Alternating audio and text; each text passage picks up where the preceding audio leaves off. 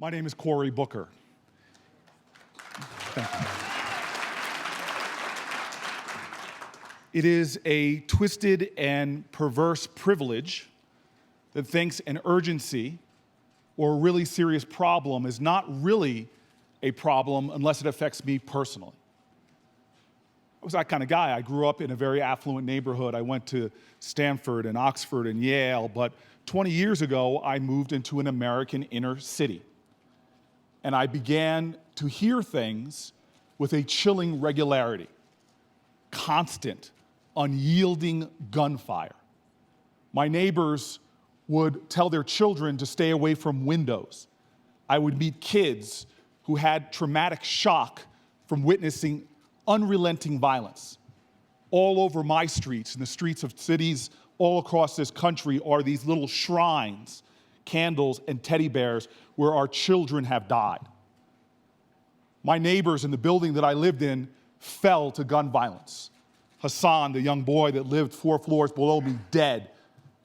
Miss Bradley, right in front of her children, was killed.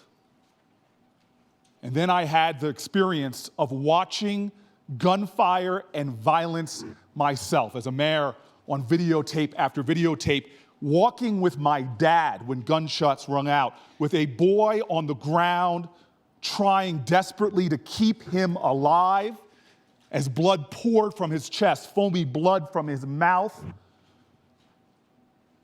When I was mayor, I used to tell people coming into me with ideas or philosophies, I used to say, in God we trust, but everybody else bring me data. I want to see the numbers. Well, the numbers are clear.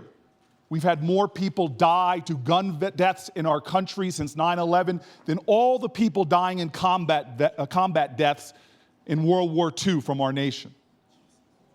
We now have a nation that in the time that this wonderful weekend finishes, there will be more than an Orlando 3X to people dying from gun violence in communities where people live with unrelenting fear.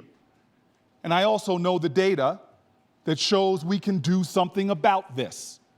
In states like mine in New Jersey that pass common sense gun regulation, gun deaths go down. In fact, not only homicides go down, but women who die at the hands of their intimates goes down dramatically. Suicides go down, but the challenge is what often goes up is gun smuggling from other states, like we see in Chicago and in Newark and in Camden and in neighborhoods in New York. And so King said so eloquently, to paraphrase him, he said, we will have to repent in this day and age, not just for the vitriolic words and violent actions of the bad people, but the appalling silence and inaction of the good people. That's us. And so why don't we have change when 90% of Americans agree on common sense background checks, when 84% of Americans who are gun owners believe in background checks, when over 70% of NRA members believe in background checks? It's because those folks in Congress who are resisting this see no consequence because good people are not acting to make it consequential for you not to change these laws. More than this, though, those of us who are privileged are now seeing this gun violence come into our communities like never before. The rapidity and frequency of mass shootings are beginning to give people a taste of what the drumbeat of shootings going on in poor places with poor people are experiencing. From our schools, from Columbine to Newtown, from our neighborhoods and workplaces like San Bernardino, to our churches like Charleston. Now we see a challenge where the very enemy we have declared war against is telling people that they're trying to radicalize, to go to America or stand up in America because they have lax gun laws. Exploit them. Well, these terrorists now have open doors to getting weapons. As the GAO has said, between 2004 and 2014, over 2,000 suspected terrorists tried to buy weapons, and 91% were able to get them. And so what will change this? Edmund Burke said the only thing necessary for evil to be triumphant is for good people to do nothing. So what's my big idea? I've long since come to realize that the biggest thing we can do in any day is most often going to be a small act of decency, kindness, and love. We cannot, as a nation, allow our inability to do everything to undermine our determination to do something.